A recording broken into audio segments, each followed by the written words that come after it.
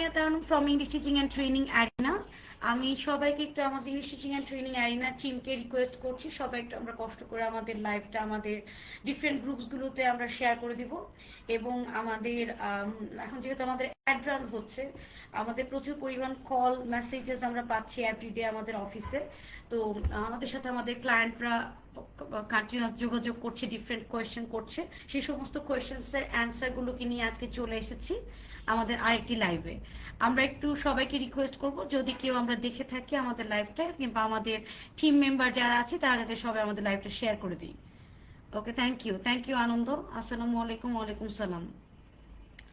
ওকে, আজকে আপনারা সবাই জানেন আমাদের এই মান্থে আমরা আমাদের ফিমেল স্পোকেনের সব মিলে 3টি নতুন ব্যাচ আমরা শুরু করতে যাচ্ছি।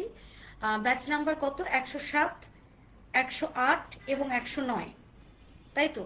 এবং আমাদের কমিউনিকেশন হ্যাকসে আরেকটি ব্যাচ আমাদের শুরু হতে যাচ্ছে। সো আমাদের যে কোয়েশ্চেন্সগুলো আসছে সেই সমস্ত, আমাদের কিন্তু আগামীকালকে একটি ওরিয়েন্টেশন ক্লাস আছে। আমাদের ফিমেল স্পোকেনের একটি ওরিয়েন্টেশন ক্লাস আছে আগামীকালকে। সো আপনারা যারা যারা ইন্টারেস্টেড তারা কিন্তু অবশ্যই আমাদের রেজিস্ট্রেশনটা কমপ্লিট করে রাখবেন ওরিয়েন্টেশন ক্লাসে জয়েন করার জন্য। ওরিয়েন্টেশন ক্লাসটা কিন্তু completely free. So I would like to request all of you to complete the registration for the orientation class. আমাদের যে ক্লাসগুলোতে আমরা অনেক ধরনের আমরা আগেই বলেছি আমরা অনেক ধরনের কোয়েশ্চেন্স ফেস করি। সেই কোয়েশ্চেন্সগুলো অ্যান্সার আজকে দেওয়ার চেষ্টা করব। একটি খুব কমন, আলমা সানজিদা। আসসালামু আলাইকুম। ওয়ালাইকুম সালাম। আলমা সানজিদা, আপনার কি কন্ডিশন? আপনার দেশের বাইরে চলে যাওয়ার কথা ছিল, সেই ব্যাপারে একটু বলবেন। আর আপনাদের ইংলিশ রিলেটেড যদি কোনো ধরনের কোনো হেল্প লাগে আপনি অবশ্যই কোয়েশ্চেন্স করবেন। আমি জানি আপনি এখন প্রিপারেশন নিচ্ছেন, আপনার বাইরে যাওয়ার জন্য প্রিপারেশন নিচ্ছেন। সো সেই জায়গা থেকে যদি কোনো ধরনের কোনো কোয়েশ্চেন থাকে, কারণ অনেকদিন যাবত আপনি প্র্যাকটিসের বাইরে আছেন আমি সেটা জানি, তো সেই জায়গা থেকে যদি কোনো কোয়েশ্চেন্স থাকে আপনি অবশ্যই কোয়েশ্চেন্সটা করবেন। আমি চেষ্টা করব সেই কোয়েশ্চেন্সের অ্যান্সারগুলো করতে। ওকে আলমা সানজিদা, আমরা একটু লাইভটা শেয়ার করে দিব। গতকালকে আমরা একটা কোয়েশ্চেন পেয়েছি, সেটা হচ্ছে আমাদের একজন ক্লায়েন্ট বলেছেন যে আমাদের যেহেতু কিডস স্পোকেনের অনেকগুলো ব্যাচ হচ্ছে এই মাসে কিন্তু আমাদের কিডস স্পোকেনের অনেকগুলো ব্যাচ হবে। টিনেজার স্পোকেন মানে এসএসসি স্টুডেন্ট যারা আছেন তাদেরকে নিয়ে একটা কিংবা 2টা ব্যাচ হওয়ার কথা। সো আপনারা আমরা অনেকগুলো কোয়েশ্চেন্সের মাঝখানে একটা এরকম কোয়েশ্চেন্স ছিল যে আসলে আমার বেবি অনেক ছোট, আমি ভাই এই সমস্ত অনলাইন টনলাইনে আমি করাবো না, আমি সবসময় চাই আমার বাচ্চাকে ফোন থেকে দূরে রাখতে। তো এই এই যে ইস্যুসটা যে আমরা চাই আমাদের বাচ্চাকে ফোন থেকে দূরে রাখতে এবং আমি অনলাইনে বিশ্বাস করি না, রাইট? এখন আমরা এই কোয়েশ্চেন্সটাকে 2টা ভাগে আমরা ভাগ করি। আমি অনলাইনে বিশ্বাস করি না, এই বাস্তবতাটা করোনার আগে আপনি কিন্তু এটাকে আপনি জাস্টিফাই করতে পারতেন, কিন্তু করোনা পরবর্তীকালীন সময়ে আমরা যে পরিমাণ, ইভেন আপনি অ্যাজ অ্যান অ্যাডাল্ট যে পরিমাণ অনলাইনের প্রতি ডিপেন্ডেন্ট, আমরা বাচ্চাদেরকে দোষ দিয়ে কি করব এবং কেন করব? বাচ্চাদেরকে দোষ দিয়ে কি আসলে কোনো লাভ আছে? আপনি নিজেকে জিজ্ঞেস করেন, অফিস থেকে এসে আপনি ফোন ধরেন কিনা, আপনি ফোন স্ক্রল করেন কিনা, কোনো এই ঈদের মাঝখানে আপনি কাজের টাইমটা বাদে বাকি টাইমটুকু আপনি কি করেছেন, বাকি টাইমটুকু আপনি ফোনে টাইম স্পেন্ড করেছেন কিনা, আপনার স্ক্রিন টাইমিং ছিল কিনা, আপনি কি মুভি দেখেছেন কিনা, কিংবা আপনি আপনার ফেসবুক কিংবা সোশ্যাল মিডিয়াতে ইনস্টাগ্রামে আপনি সময় কাটিয়েছেন কিনা? উত্তরটি হচ্ছে অবশ্যই হ্যাঁ। বাচ্চাদেরকে দোষ দিয়ে কোনো লাভ নাই, আমরা যথেষ্ট পরিমাণ সময় আমরা অনলাইনে কাটাই এবং করোনা পরবর্তী সময়ে আপনি যে আইএলটিএসটা দেবেন সেই ক্ষেত্রেও কিন্তু সেটাও কিন্তু এখন অনলাইন হয়ে গিয়েছে। এটা কিন্তু এখন আর মানে যে আপনি যে একটা ট্রেনিং, আপনি যে একটা জায়গায় এক্সাম সেন্টারে গিয়ে এক্সাম দিবেন এরকম কিন্তু না। তার মানে আপনাকে অনলাইনে, এটা আমাদের অনলাইনের সাথে কানেকশন, আমাদের ফোনের সাথে কানেকশন। আপনি পছন্দ করেন কিংবা না করেন, আমরা লাইক করি কিংবা ডিসলাইক করি, এটা অস্বীকার করতে পারবেন না। এখন যারা বাচ্চাদেরকে ফোন থেকে দূরে রাখতে চান তাদেরকে একটা কথা মাথায় রাখতে হবে, আপনি তাকে কমপ্লিটলি দূরে রাখতে পারবেন না। কারণ আমি এরকম অনেকজনকে চিনি তারা প্রচন্ড পরিমাণে চায় তাদের বাচ্চা অনলাইন থেকে দূরে থাকুক, কিন্তু তারা মনে মনে এটাও আশা করে তাদের বাচ্চার কোডিং স্কিলটা ভালো হোক, তাদের বাচ্চা প্রোগ্রামার হোক, তাদের বাচ্চা গেমার, মানে গেম তৈরি করুক, এটা কিন্তু তাদের মনে মনেও একটা আশা। ইস্যুটা যেটা হচ্ছে, আমরা আমাদের বাচ্চার গেমিং টাইমিংটাকে আমরা কন্ট্রোল করতে পারি, যে তুমি এই কাজটা করো, তুমি সারাদিনের মাঝখানে 1 আওয়ার তুমি হয়তো ফোন দেখতে পারবে, কিংবা 1 আওয়ার তুমি গেম খেলতে পারবে, আমরা এটা করতে পারি। বাট যে তুমি ফোন ধরতেই পারবে না, বাট এ ধরনের, এটা হচ্ছে আসলে প্র্যাকটিক্যাল না। এখন ওই টাইমটাতেই যদি আপনি একটা কোর্সের বাচ্চাকে ইনভলভ করেন, যেহেতু স্পিকিং এর ক্ষেত্রে কিন্তু যখন আপনার বেবিকে আপনি কোনো কোর্সে দিয়েছেন, আপনি কিন্তু সামনে বসে দেখতে পাচ্ছেন আপনার বেবি ক্লাসটা কিভাবে করছে। ইভেন ফ্রি ক্লাসগুলোতে যদি সে জয়েন করে, আপনি কিন্তু সামনে বসে দেখতে পাচ্ছেন কি কি অ্যাক্টিভিটিস সে করতে পারছে, রাইট? এবং আরেকটা যেটা জিনিস, যে আপনি যখন অন্য কোনো একটা জায়গায় বাচ্চাকে নিয়ে যাবেন, সেক্ষেত্রে কিন্তু যাতায়াতের সময় আপনার টাইমিং, এটা সবচেয়ে বেশি প্রবলেমেটিক ব্যাপার। যেমন আমার সহ এটা আমাদের মতো অনেক মায়েদের একটা মানে কষ্ট, আমরা আমাদের বাচ্চাকে অনেক কিছু করাতে চাই, বাট আমরা যেহেতু টাইমটা ম্যানেজ করতে পারছি না, এবং সিকিউরিটি কনসার্ন, যে আমি এটা করাতে চাই, বাট ওকে নিয়ে যাওয়া নিয়ে আসা একটা বিশাল বড় একটা ঝামেলা। ঢাকায় কিংবা অন্যান্য জায়গাতেও নিরাপত্তার ইস্যুর ব্যাপারে তো আমাদের সবার কোয়েশ্চেন্স তো আছেই। বাংলাদেশে আমরা আছি, আমাদের সবারই কোয়েশ্চেন আছে যে আসলে আমাদের সন্তান নিরাপদ কিনা। তো এটা কিন্তু আপনার নিরাপত্তার কোনো কোয়েশ্চেন না, আপনি নিজের চোখের সামনে দেখতে পাচ্ছেন ডেভেলপমেন্টটা, এবং যে কোনো প্রবলেমে কিন্তু আপনি ডিরেক্ট টিচারকে কোয়েশ্চেন করতে পারছেন, রাইট? এবং প্রবলেমগুলো আপনি ইনস্ট্যান্ট সলভ করতে পারছেন। আপনার কাছে হাইড অ্যান্ড সিকের কোনো কিছু নাই। অনলাইন যখন আপনি ক্লাস করছে আপনার বেবি, আপনি সবকিছু নিজের চোখের সামনে দেখতে পাচ্ছেন। টিচার বাচ্চার সাথে কেমন কেমন আচরণ করলো, কিরকম ভাবে ক্লাসটা নিচ্ছে, কি কি রিসোর্স ইউজ করছে, কোনো হাইড অ্যান্ড সিক নাই। সো সেই সব জায়গা থেকে অনলাইনে ক্লাস করাটা কিন্তু, মানে যেই বিষয়গুলো অনলাইনে করা যায় সেগুলোকে অনলাইনে করাটা বেটার আমরা বিশ্বাস করি।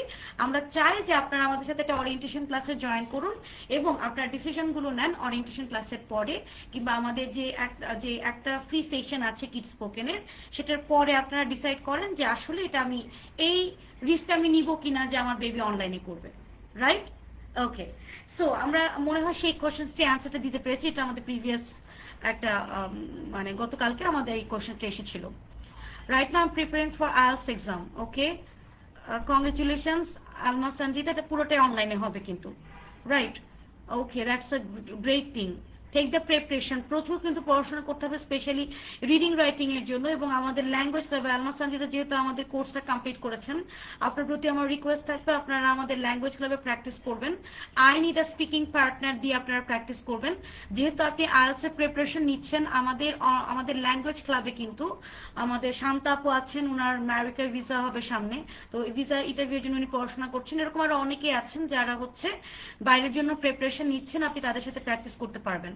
আপনি সেখানে লিখবেন I need a speaking partner, এবং তারপরে আপনার এর পাশে লিখে দিবেন IELTS, then you will get your speaking partner. ইনশাআল্লাহ স্পিকিং এর প্রবলেমটা আপনি সেভাবে সলভ করতে পারবেন। ইভেন রিডিং রাইটিং এর ব্যাপারেও যারা প্রিপারেশন নিচ্ছেন তাদের সাথে কিন্তু আপনি প্রিপারেশন নিতে পারবেন।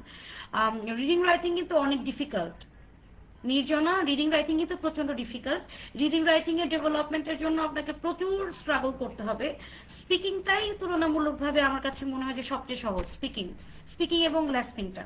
ওকে, শাকির আসসালামু আলাইকুম। ওয়ালাইকুম সালাম। সিলভার টাউন ভিডিও আসসালামু আলাইকুম। ওয়ালাইকুম সালাম। সো আমরা আরেকটা পরবর্তী কোশ্চেনে চলে যাই। পরবর্তী কোশ্চেনটা হচ্ছে, হ্যাঁ কি কোশ্চেন্স কি, আমরা একটু কোশ্চেন্স গুলো আমাদের ইউটিউবিটি টিমকে বলছি যে আমরা যে কোশ্চেন্স গুলো পাই সেগুলো যাতে আমরা এখনই কমেন্ট সেকশনে দিয়ে দিই।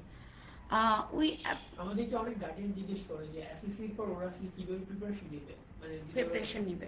ওকে, এসএসসি এক্সামিনেশন যারা দিয়েছেন তাদের প্রতি কথা হচ্ছে যে আপনারা এরকম ফ্রি টাইম আপনারা জীবনেও পাবেন না। আমরা দেখবো এটা আমাদের ক্ষেত্রেও হতো, আমাদের প্যারেন্টসরা বলতো বাবা খালি এসএসসি এক্সামটা শেষ করো, দেখবা জীবন একেবারে কোনো ঝামেলা নাই।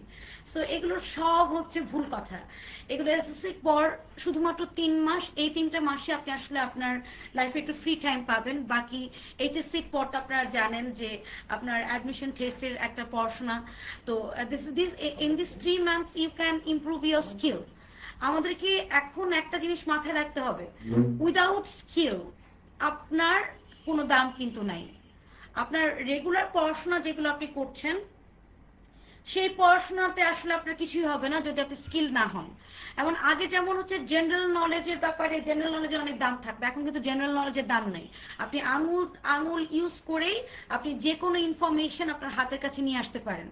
আমাকে যে কোনো একটা কাজ অনেক দুর্দান্তভাবে শিখতে হবে, এমনভাবে শিখতে হবে যে আপনাকে ওই কাজে কেউ বিট করতে পারবে না, এবং আপনাকে স্পেশাল ভাবে স্কিলড হতে হবে।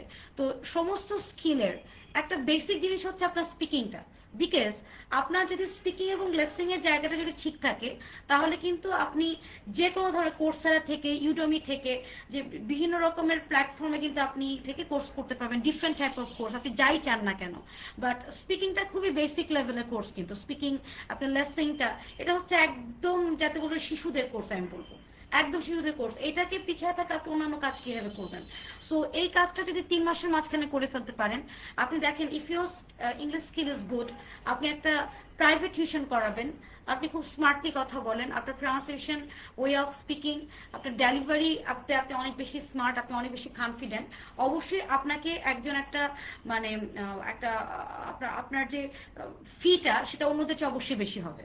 এবং আপনার জবের ক্ষেত্রে যখন আপনি ইন্টারভিউটা অনেক ভালো দিচ্ছেন, আপনি কিন্তু অনেক এগিয়ে গেলেন। সো এই জায়গা থেকে এসএসসি স্টুডেন্ট যারা, তাদের অবশ্যই এখন যে বললাম যে 3টা মাস, হ্যাঁ 3টা মাস হচ্ছে আপনার এনজয় করার টাইম। এই 3 মান্থের মাঝখানে আপনি আপনার লাইফে এনজয় করবেন। এবং আমাদের স্পিকিং এর কোর্সটা কিন্তু আমরা এনজয় করতে করতে করি।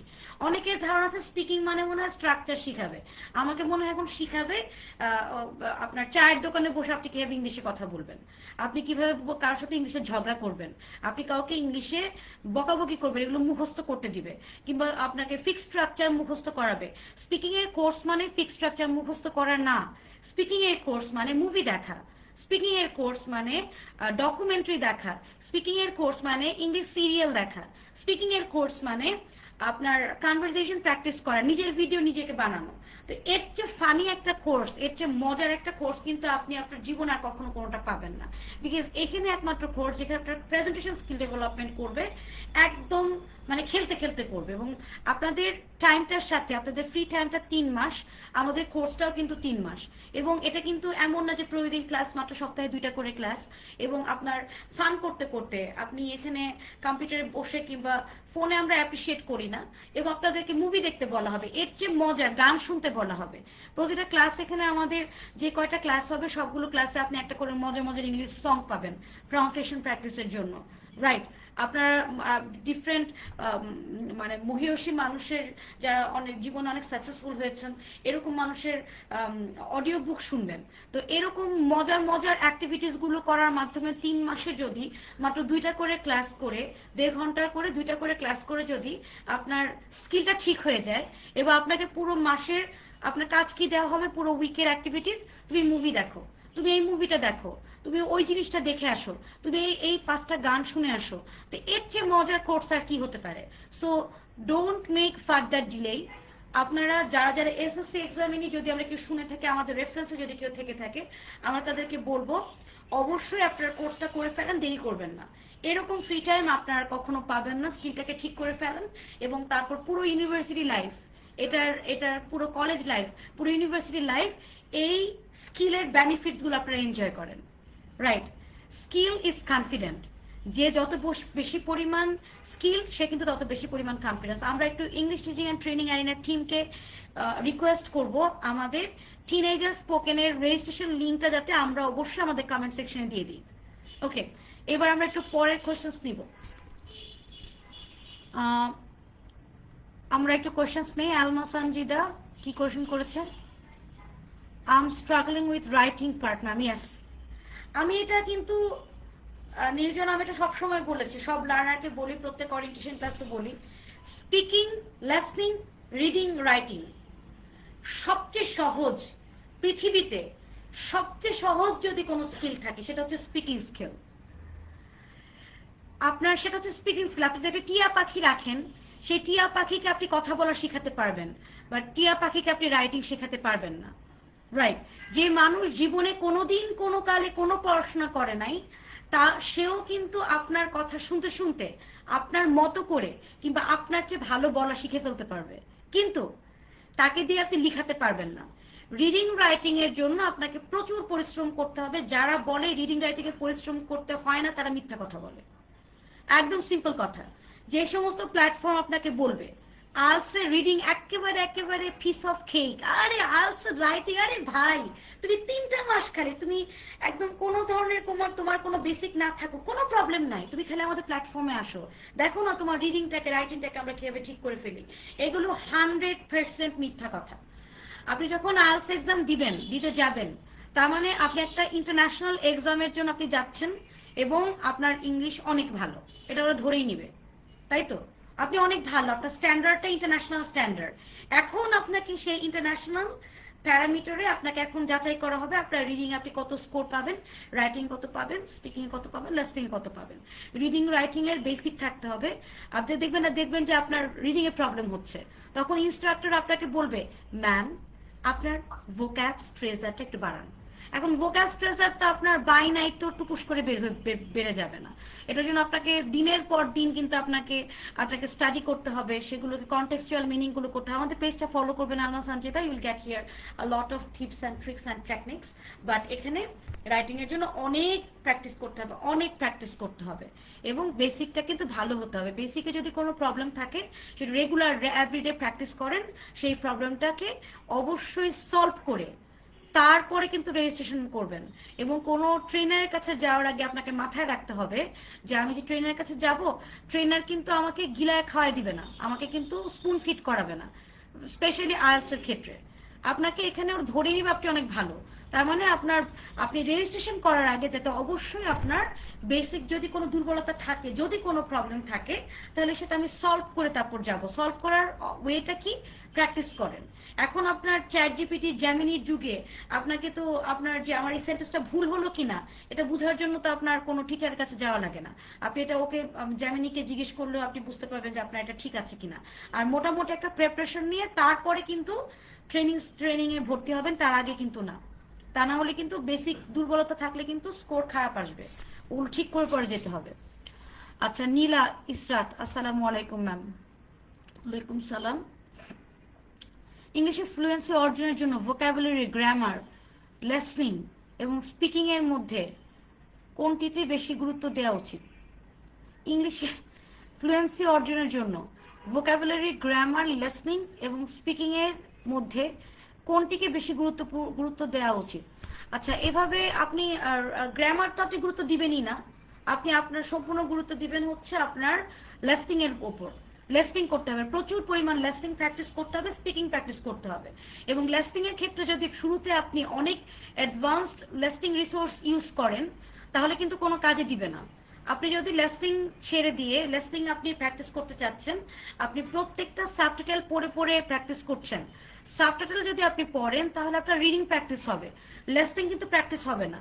তো সেক্ষেত্রে নীলা ইসরাত আপু, আপনাকে আমি একটা টেকনিক শেয়ার করছি। ধরেন আপনি 5 মিনিটের একটা ছোট্ট অডিও নেন, আমরা কিন্তু প্রচুরই নিব, বুঝতে পারছি? 5 মিনিটের ছোট্ট একটা অডিও নেন। অডিও বুক আমি সবসময় প্রেফার করি, অডিও বুক, লিসনিং, তারপর স্লো পডকাস্টগুলো অনেক কাজে দিবে। নীলা ইসরাত আপু, সেটা প্রথমবার আপনি শুনে কিছু বুঝতে পারছেন, আপনি প্রথমবার আপনি এটা আপনার সাবটাইটেল দেখে আপনি পড়েন, শোনেন। নেক্সট টাইম আপনি সাবটাইটেলটাকে অফ করে দেন এবং তারপর আপনি শুনে বোঝার চেষ্টা করেন, আপনার নিজেকে জিজ্ঞেস করে আপনি শুনে বুঝতে পারছেন কিনা। থার্ড টাইম আপনি আবার শোনেন। ফোর্থ টাইম আপনি সাবটাইটেল তো অফ করে দিবেন, ইভেন স্ক্রিনের দিকেও তাকাবেন না, আপনি অন্যদিকে তাকিয়ে নিজেকে জিজ্ঞেস করেন যে আমার কানটা শুনে বুঝতে পারছে কিনা। রাইট, লাইক দ্যাট ওয়ে আপনি লিসনিংটা প্র্যাকটিস করতে পারেন। লিসনিং আপনার বারবার করে বলছি, যদি আপনি সাবটাইটেল রিডিং পড়েন আপনার রিডিং প্র্যাকটিস হবে, রিডিং এর সাথে রাইটিং কানেক্টেড, স্পিকিং এর সাথে লিসনিং কানেক্টেড, গ্রামার তো কোনো কিছু কানেক্টেড না, ইভেন স্পিকিং এর সাথে কিন্তু ভোকাবুলারিও কানেক্টেড না। আপনি ভোকাবুলারি হাজার হাজার মুখস্থ করে লাভ কি?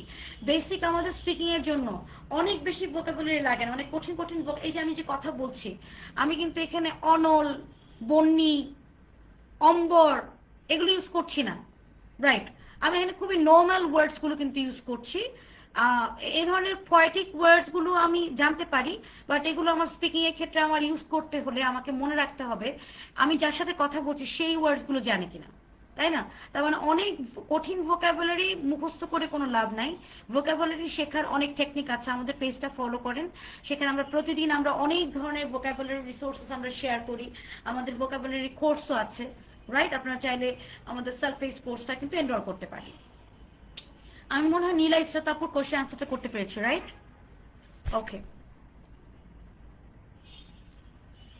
ডেইলি রুটিনে কতক্ষণ ইংলিশ প্র্যাকটিস করা realistic and effective? Okay, daily রুটিনে কতক্ষণ ইংলিশ প্র্যাকটিস করা রিয়েলিস্টিক অ্যান্ড ইফেক্টিভ? এখন দেখেন আপনার অবজেক্টিভ কি, দুইটা, এই কোশ্চেনটাকে আপনি দুইটা পার্টে ভাগ করেন। নাম্বার 1 পার্ট হচ্ছে আপনার অবজেক্টিভটা কি, এবং নাম্বার 2 পার্ট হচ্ছে আপনার এখন কন্ডিশনটা কি। এখন মনে করেন যে আপনার অবজেক্টিভ হচ্ছে যে আচ্ছা ঠিক আছে আমি বেসিক টুকটাক করে স্পিকিং করব, আমার ফ্যামিলি মেম্বারদের সাথে স্পিকিং করব, তাহলে আপনার অবজেক্টিভ হচ্ছে একরকম।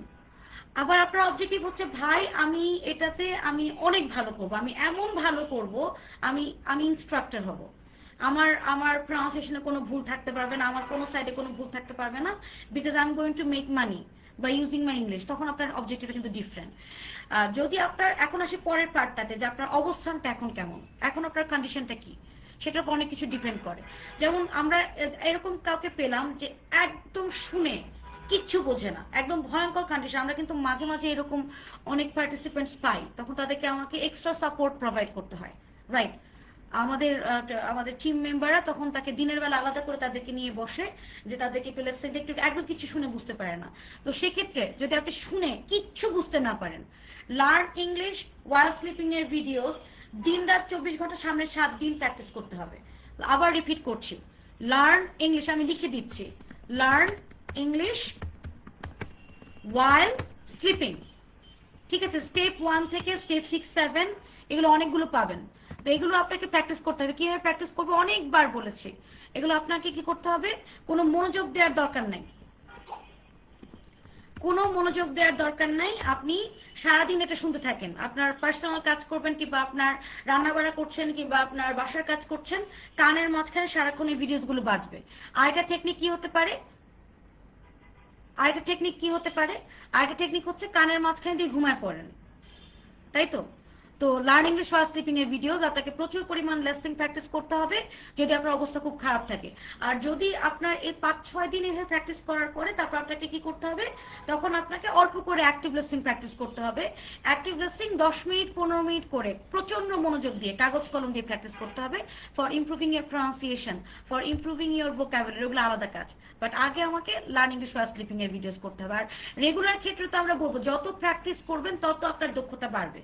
এটাতে আপনার মানে প্র্যাকটিস কম করবেন, কম দক্ষতা বাড়বে। তবে চেষ্টা করতে হবে দিনের একটা টাইম যাতে আমরা অবশ্যই ইংলিশ নিয়ে টাইম কাটাই, মানে ইংলিশ ফ্রেন্ডলি একটা এনভায়রনমেন্ট বাসার মাঝখানে ক্রিয়েট করে রাখি, তাহলে আমাদের ইনশাআল্লাহ ভালো হবে। আপনারা এক কাজ করেন, যারা যারা আমাদের এই সেশনটাতে আপনারা মানে আমাদের কথা শুনছেন, যদি ইন্টারেস্টেড থাকেন অবশ্যই আমরা ফিমেল স্পোকেনের ওরিয়েন্টেশন ক্লাসটাতে জয়েন করব। কালকে আমাদের একটা ওরিয়েন্টেশন ক্লাস আছে, আমাদের সেখানে অনেকের জয়েন করার কথা। আমরা চাচ্ছি যারা আপনাদের আমাকে ডিরেক্টলি আমাকে বিভিন্ন কোয়েশ্চেন করতে চান এবং আপনার কথাগুলো আমাকে বলতে চান, তারা অবশ্যই কালকে ওরিয়েন্টেশন ক্লাসে জয়েন করবেন। ওরিয়েন্টেশন ক্লাসে জয়েন করার জন্য আমাদের অফিসে যোগাযোগ করতে হবে, কিংবা আমাদের এখানে একটি ফর্মের লিঙ্ক দেওয়া আছে ফিমেল ওরিয়েন্টেশন ক্লাসের, সেই লিঙ্কটি ফিল আপ করতে হবে। তাহলে আপনাকে যোগাযোগ করা হবে আপনার সাথে, কিংবা আপনার মেইল অ্যাড্রেসটা এখানে ইনবক্সে শেয়ার করতে পারেন, আপনাদের সাথে আমরা যোগাযোগ করব। ওকে। অনেক প্যারেন্টসই আসলে জিজ্ঞেস করে বাচ্চা হচ্ছে বাংলা মিডিয়াম বা বাবা মার ব্যাকগ্রাউন্ড হচ্ছে বাংলা মিডিয়ামে, ওরা আসলে বাসায় কিভাবে ইংলিশ ফ্রেন্ডলি এনভায়রনমেন্ট তৈরি করবে? আচ্ছা, বাসায় যদি সবাই বাংলায় কথা বলে, যদি কথা বলার প্র্যাকটিসটা যদি বাংলায় থাকে, তাহলে কিন্তু ইংলিশ ফ্রেন্ডলি এনভায়রনমেন্ট ক্রিয়েট হবে না। তার জন্য কিন্তু আমাদের কোর্সটা, রাইট? আমরা কিন্তু গ্রামার শিখাই না ক্লাসে, আমাদের বাচ্চাদেরকে আমরা গ্রামার ক্লাসে শিখাই না। আমরা এমন ওই এনভায়রনমেন্ট গানের মাধ্যমে, মুভির মাধ্যমে, গল্পের মাধ্যমে, স্টোরি মেকিং এর মাধ্যমে, পিকচার ডেসক্রিপশনের মাধ্যমে আমরা বাচ্চাকে ইংলিশ ফ্রেন্ডলি এনভায়রনমেন্টটা করতে বাসায় ইন্সপায়ার করি। আপনি ইংলিশ ফ্রেন্ডলি এনভায়রনমেন্ট ক্রিয়েট করার জন্য বাসায় হিন্দি মুভি দেখা বন্ধ করে দিতে হবে। চেষ্টা করতে হবে আমরা হিন্দি মুভি, আমরা কলকাতার বাংলা এই সমস্ত মুভি যাতে আমরা না দেখি, আমরা যাতে এই সমস্ত জিনিসপত্র না দেখে, যখন আপনার সন্তান দেখবে আপনি একটা ডকুমেন্টারি দেখছেন, আপনি একটা অ্যানিমেটেড মুভিজ দেখছেন, অ্যানিমেটেড মুভিজ দেখছেন, ইংলিশ অনেক ভালো ভালো মুভিজ আছে, যেমন আপনার ওয়াইল্ড রোবট, খুব চমৎকার, খুব সিম্পল, আপনি নেটফ্লিক্সে পাবেন। তারপর ধরেন how to train your dragon, kung fu panda 1, 2, 3 সবগুলো পাবেন কিন্তু। তারপর সি বিস্ট, এই মুভিজগুলো আপনি একটা, ঠিক আছে আমাদের মুভি টাইমিং, তো let's watch this movie, right. গান শুনছেন, ইংলিশ গান শুনছেন, ভালো ভালো ইংলিশ গান, আমি আমি অবশ্যই খেয়াল রাখবো যে বাচ্চার বয়স দেখে যাতে আমরা সেগুলো দেখে আমরা সিলেক্ট করি, এজ লেভেল বুঝে। আমাদের মুভির কন্টেন্ট অনেক ইম্পর্টেন্ট, আজে বাজে মুভি বাচ্চাকে দেখতে বলা যাবে না, খুব সিলেক্টিভ মুভি যেটাতে আপনাকে কন্ট্রোলে আপনার হাতে থাকবে, এজ লেভেলটা দেখে। ইভেন এজ লেভেলও এখন ঝামেলা আছে, আপনি দেখলেন যে 14 বছর পর্যন্ত আছে, সেখানেও আমাকে আগে নিজে দেখতে হবে। সো সেই জায়গাগুলো থেকে আমরা মুভি দেখার মাধ্যমে, কার্টুন দেখার মাধ্যমে, ডকুমেন্টারি দেখার মাধ্যমে আমরা বাচ্চাকে ইংলিশ ফ্রেন্ডলি একটা এনভায়রনমেন্ট ক্রিয়েট করতে হবে। বেঙ্গলি মিডিয়ামের বাচ্চা হোক, আপনার ইংলিশ ভার্জনের বাচ্চা হোক, যে ইংলিশ মিডিয়ামের হোক, দ্যাট ডাজন্ট ম্যাটার, আমাকে এনভায়রনমেন্ট ক্রিয়েট করতে হবে। আপনি এনভায়রনমেন্ট ক্রিয়েট করতে পারবেন, আপনার স্পিকিং ডেভেলপমেন্ট করবে না, স্পিকিং ডেভেলপমেন্ট করবে না। স্পিকিং ডেভেলপমেন্ট করার জন্য আপনাকে বাচ্চাকে ইন্সপায়ার করতে হবে, বাচ্চার এজ ফ্রেন্ডলি, এবং মানে কনসেপ্টটা যাতে অবশ্যই খুব সোবার হয়। আমাদের কাছ থেকে চাইলে, আমাদের সাথে নক করলে আমরা মুভির পুরো লিস্ট দিয়ে দিব। আমাদের যে বইটা আছে থিঙ্ক ইন ইংলিশ, সেখানে বাচ্চাদের মুভির পুরো কমপ্লিট একটা লিস্ট আছে। এই জিনিসগুলোর মাধ্যমে বাচ্চাকে স্টেপ বাই স্টেপ প্র্যাকটিস করাতে হবে। প্র্যাকটিস করাটা অনেক ফানি, এবং প্রেজেন্টেশন স্কিল ডেভেলপমেন্ট করাতে হবে। আপনারা আমাদের একটা ওরিয়েন্টেশন ক্লাসে জয়েন করে দেখেন, আমাদের বাচ্চাদের ফ্রি ক্লাসগুলোতে জয়েন করে দেখেন, একটা অ্যাসেসমেন্ট করে দেখেন, এবং তারপর আপনারা ডিসাইড করেন, right. English friendly environment create করা ছাড়া কোনো স্পিকিং স্কিল ডেভেলপমেন্ট করবে না। তার প্রমাণ হচ্ছে অনেক মানুষজন, আপনার ডক্টর হতে পারেন, ইঞ্জিনিয়ার হতে পারেন, প্রফেসর হতে পারেন, বাট স্পিকিং দুর্বল। কেন স্পিকিং দুর্বল? বিকজ আপনি প্র্যাকটিস করেন না। Simple simple. স্পিকিং হচ্ছে ড্রাইভিং এর মতো, আপনি যত বেশি ড্রাইভ করবেন, আপনি তত দুর্দান্ত আপনার আপনার স্কিল হবে। স্পিকিং হচ্ছে কুকিং এর মতো, আপনার যত বেশি আপনি কুকিং প্র্যাকটিস করবেন, আপনার স্কিল তত ভালো হবে। তো এখানে আপনার প্র্যাকটিসের কোনো বিকল্প নাই, ইংলিশ ফ্রেন্ডলি এনভায়রনমেন্টের কিন্তু কোনো বিকল্প নাই। যদি বলেন যে না আমার ইংলিশ ফ্রেন্ডলি এনভায়রনমেন্ট নাই, কিন্তু আমি মনে মনে কল্পনা করছি যদি আমার স্পিকিংটা ঠিক হয়ে যেত, এই সমস্ত কথা বলে কোনো কিন্তু লাভ নাই। তার মানে আমাকে অবশ্যই এটা তৈরি করতে হবে, যেই মিডিয়ামেই বেবি পড়ুক না কেন, তাতে কিছু আসে যায় না। তো এটা তো একটা ল্যাঙ্গুয়েজ স্কিল ডেভেলপমেন্ট করবে না। ল্যাঙ্গুয়েজ স্কিল ডেভেলপমেন্ট না করলে তো সবচেয়ে বেশি প্রেজেন্টেশন স্কিলে প্রবলেম হবে। এটা আমরা কেন করব? এটা কোনো একটা সামান্য একটা স্কিল, এটা তো কোনো ব্যাপারই না। স্কিল তো আপনার আরো অনেক বড় বড় স্কিল আছে।